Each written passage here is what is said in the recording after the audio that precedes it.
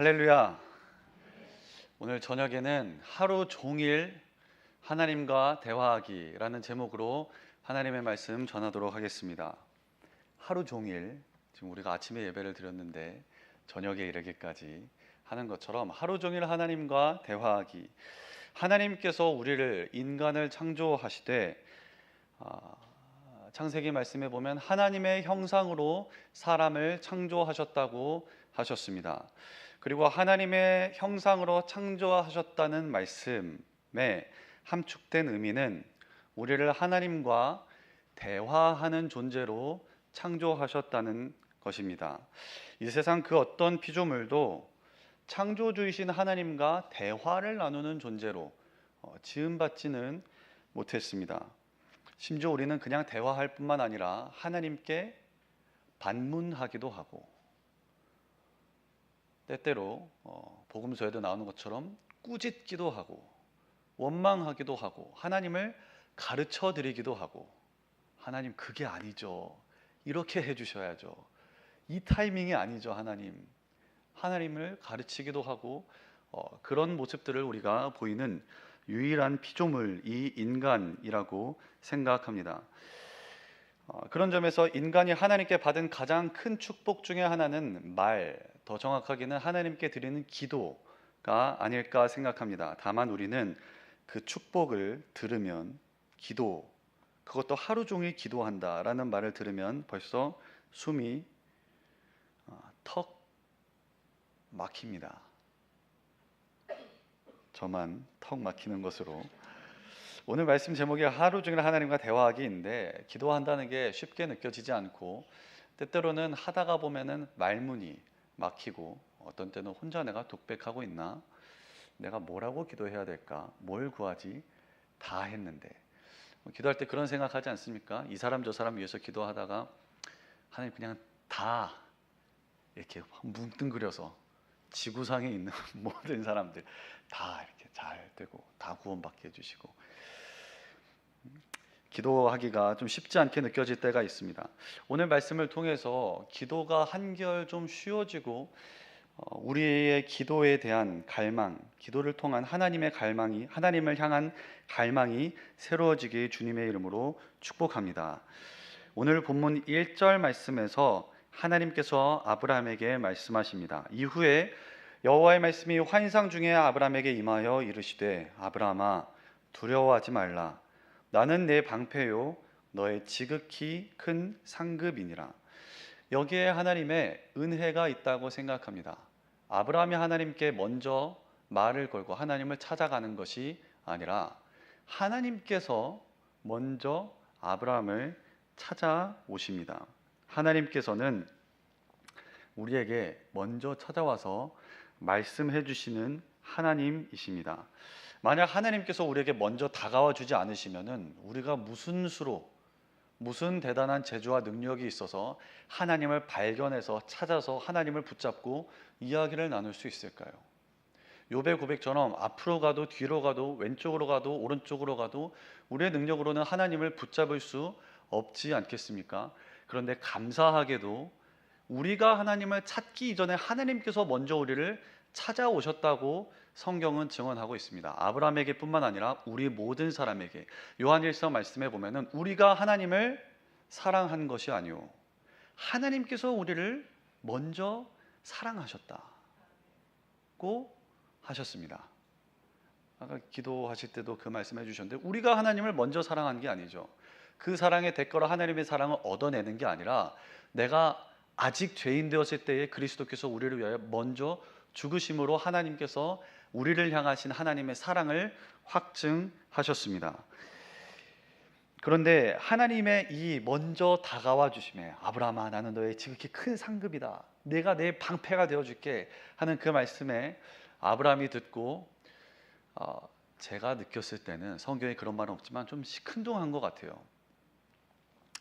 약간 퉁명스럽게 또는 뾰루퉁하게 대답하는 것 같습니다.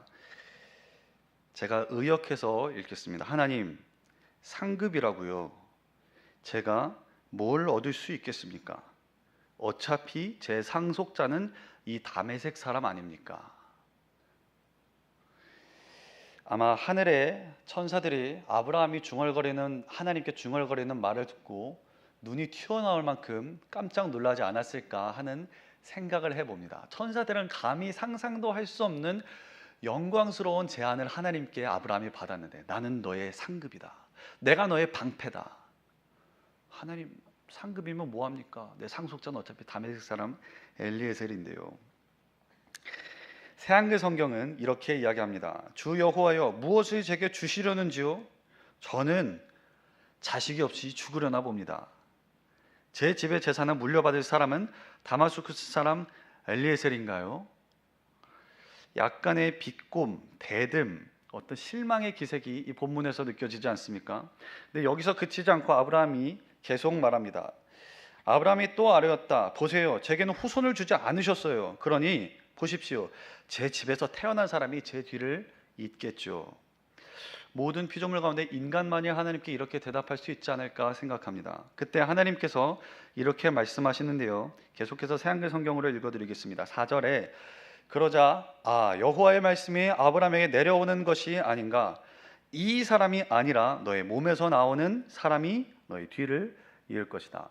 이 시간에 제가 근데 살펴보기 원하는 것은 이 내용도 중요하지만 이 말의 오고 감에 대해서 좀 생각해보면 좋겠습니다. 하나님께서 아브라함에게 말씀으로 먼저 찾아와 주시고, 아브라함이 다시 하나님께 말씀을 아뢰어 드리고, 또다시 하나님의 말씀이 아브라함에게 내려오는 대화가 지금 아브라함과 하나님 사이에서 이루어지고 있습니다. 그리고 성경의 하나님은 어제, 오늘, 영원토록 동일하신 하나님이시라고 성경은 증언하는데, 과거에 하나님께서 아브라함과 대화를 나누셨다면, 다윗과 대화를 나누셨다면, 오늘도 여전히 하나님께서는 당신의 자녀들과 대화를 나누기를 원하신다고 믿습니다. 5절 말씀에 보면 그를 이끌고 밖으로 나가 이르시되 하늘을 우러러 뭇별을 셀 수 있나 보라. 또 그에게 이르시되 내 자손이 이와 같으리라. 하나님께서 지금 아브라함을 데리고 나가셔서 밤하늘의 별을 보면서 산책하자고 하시는 겁니다. 아마 장막 안에서 이야기하고 있었나 봐요. 그런데 아브라함에게 너 잠깐 밖으로 나와봐 이야기하시고, 밖에 나와서 걷는 가운데 하나님께서 말씀하시는 겁니다. 아브라함아, 저 하늘 좀 봐라. 마침 오픈기가 꺼졌네요. 저 하늘 좀 한번 올려다봐라.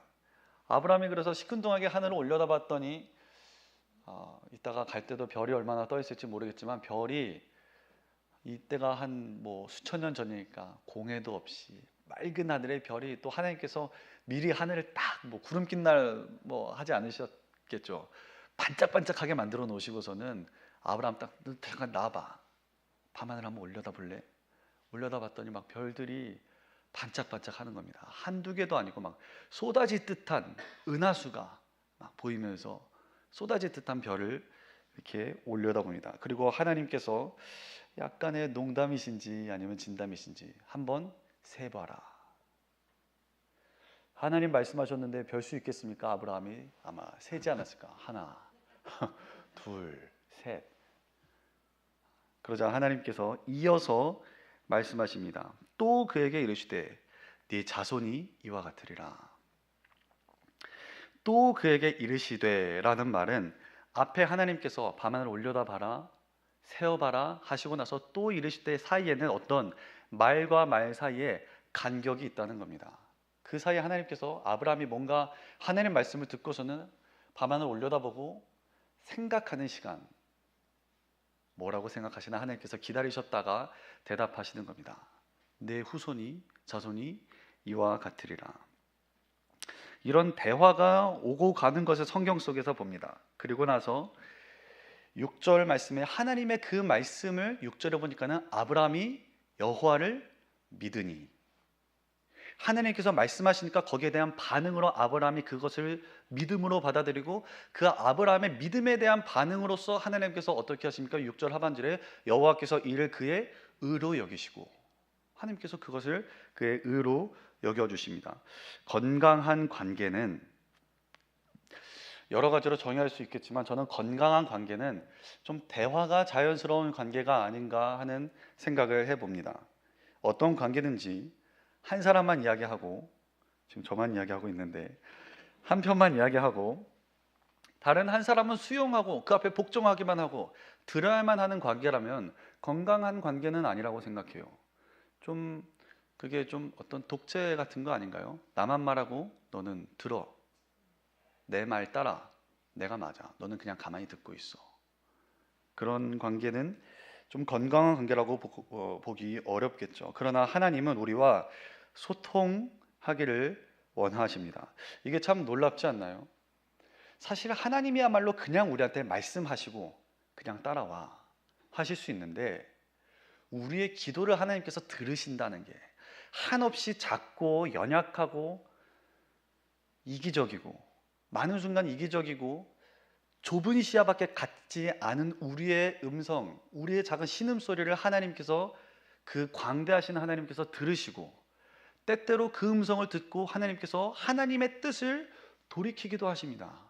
하나님의 결정을 바꾸기도 하십니다. 바로 한 3장 뒤에 나오는 창세기 18장에 그런 예시가 나오지 않습니까? 소돔과 고모라를 멸망시키려 심판하러 가시는 길에 하나님께서 아브라함의 중보를 들으시고 50인, 45, 40, 30, 20, 10명의 사람이 있어도 내가 멸하지 않겠다.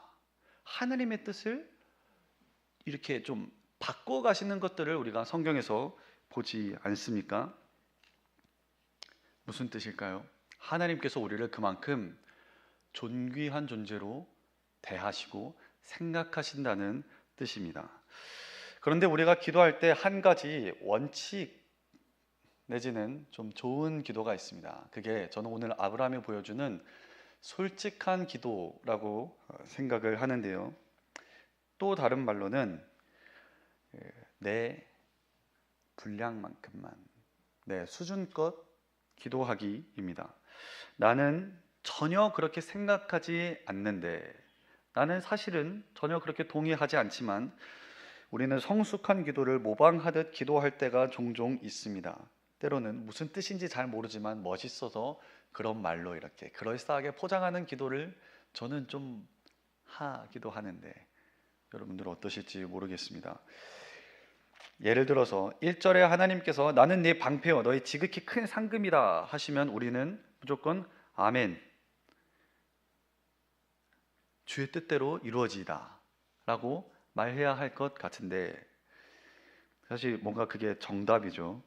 그런데 여러분은 어떤 친밀한 관계를 우리가 원하는 사람이 있을 때 그 사람이 내가 원하는 정답만 골라서 얘기해 주기를 원하나요? 정답만 골라서 이야기해 주고 그 속마음은 감춘 채, 잘 드러내지 않은 채 내가 좋아할 것 같은 대답만 골라서 해 주기를 바라십니까? 제가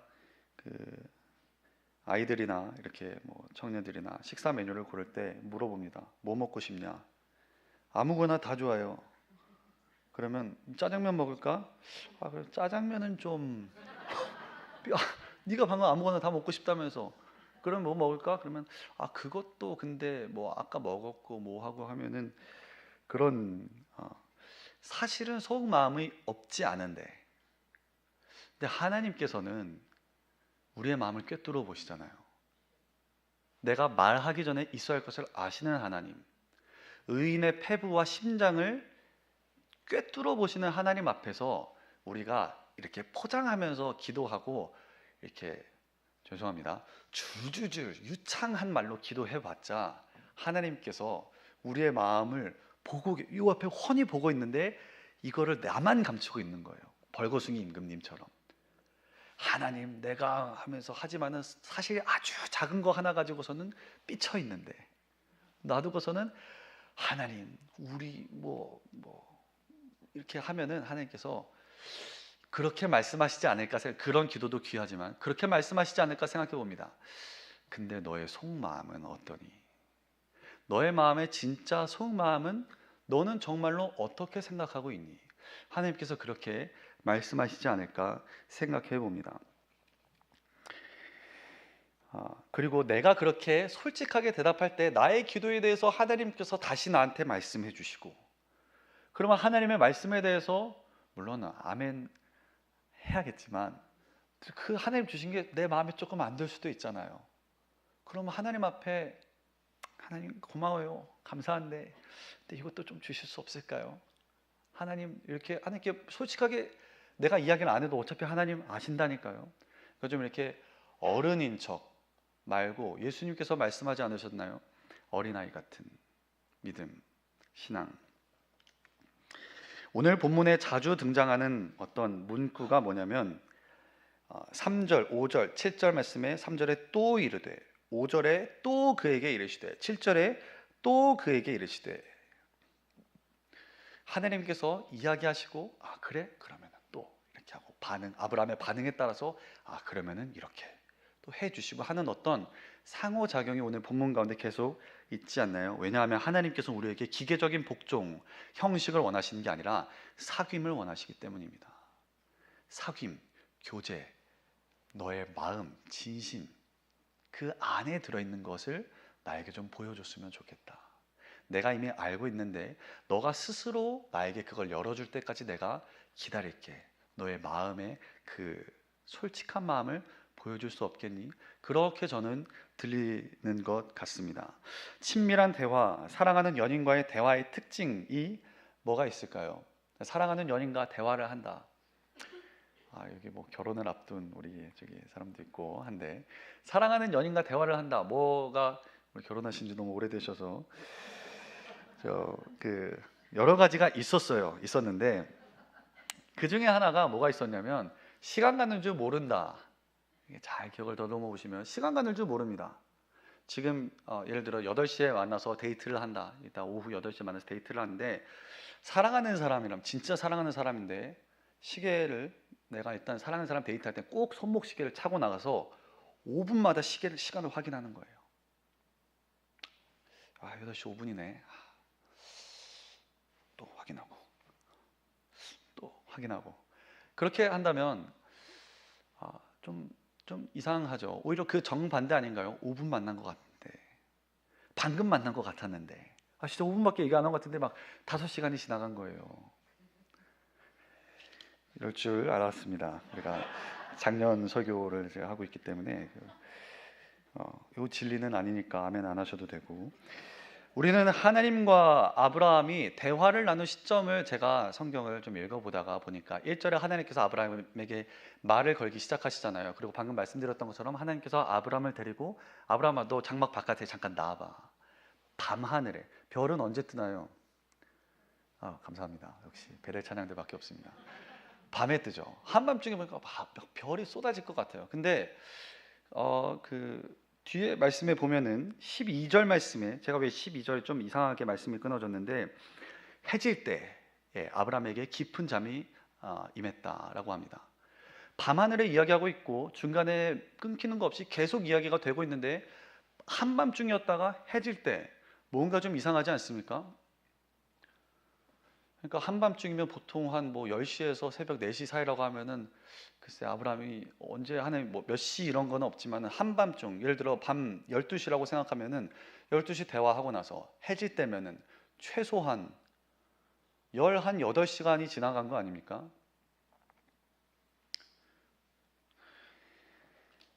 그리고 그 사이 말씀에 보면은 11절 말씀에 솔개가 그 사체 위에 내릴 때에는 아브라함이 쫓았다고 했는데 솔개는 낮에 사냥하는 새입니다. 한낮에만 사냥하는 새예요. 밤에 사냥하지 않습니다.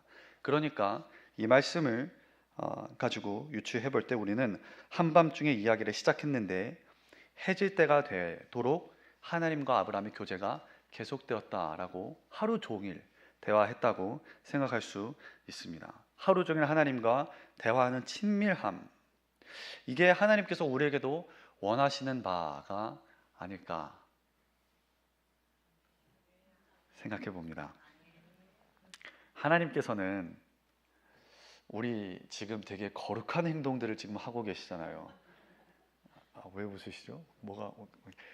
예배 드리고 계시잖아요. 그리고 우리 성경책도 성경 다 돌아가셔서 잘 읽고 계시죠? 성경도 읽으실 거고 기도도 하시고 하는데 하나님께서 우리에게 거룩한 소위 이야기하는 거룩한 시간에만 하나님께서 우리에게 관심을 갖는다고 생각하지는 않습니다. 오히려 하나님께서 우리에게 작은 일상 가운데서도 계속 보고 계시는 하나님을, 어렵지 않게 성경의 하나님을 보면은, 그냥 하나님을 묘사할 때 예를 들면 머리카락 한 올도 그냥 떨어지는 법이 없다, 세신바 되었다라고 성경이 이야기하고 있는데, 나의 작은 일상, 내가 버스 기다리는 것, 그 한 3분의 시간, 내가 혼자서 샤워하는 거, 내가 장 보러 가는 거, 뭐가 싼가, 뭘 골라야 되나, 두부를 이거 풀무원 사야 돼, 아니면 그냥 두부를 사야 돼, 뭐 이거 다가를, 이거 다갈이 아니라 달걀을, 유정란을 사야 돼, 무정란을 사야 돼, 이거 몇 호 닭을 살까, 이거 목장에 풀어놓은 걸 살까, 아니면 사육 닭을 해가지고 남편은 이거 주고 아내 자녀들은 이거를 줘야 되나 하는 생각을 하는 것까지도 하나님께서 그건 무심하시다가 교회 오면은, 이야 너 교회 왔구나 하다가 나가면은 이제 또 일주일 동안 교회에서 기다리시다가, 그런 하나님이 아니시죠. 우리의 일상에 관심 있으신 하나님. 저 언덕에 내려갈 때, 야 그거 조심해라, 그 앞에 얼음 있다, 그거 살금살금 내려가라. 하나님께서 우리의 일상에도 관심이 있으시다는 것을, 작은 것 하나, 시편에 보면은 나의 신음소리를 들으시는 하나님이라고 시편 기자는 고백하고 있습니다. 우리의 신음소리를 들으시고 응답하시는 하나님. 제가 지금 정확한 성경 장절이 기억나지 않지만은 우리의 생각하는 것에도 응답하신다는 말씀이 있습니다. 내가 기도하거나 간구하는 것, 나의 생각하는 것보다 더 넘치도록 능히 하실 이라고 사도 바울은 말하고 있습니다. 그 하나님이 우리 하나님이신 줄로 믿습니다. 존 파이퍼 목사님은 이렇게 말했습니다. 우리가 하나님 안에서 가장 만족할 때, 내가 하나님을 가장 만족하게 여길 때 하나님께서 나를 통해 가장 크게 영광 받으신다. 내가 하나님을 가장, 이렇게 좀 쉬운 표현을 하면은 좋아할 때, 하나님 너무 좋고 하나님을 기뻐할 때 하나님께서 제일 크게 영광을 받으신대요. 우리가 하나님 영광 돌린다면은 뭐 해서 영광을 돌리시겠습니까? 한 100억씩 헌금하시겠어요? 저는 항상 한 돈밖에 생각이 안 나죠.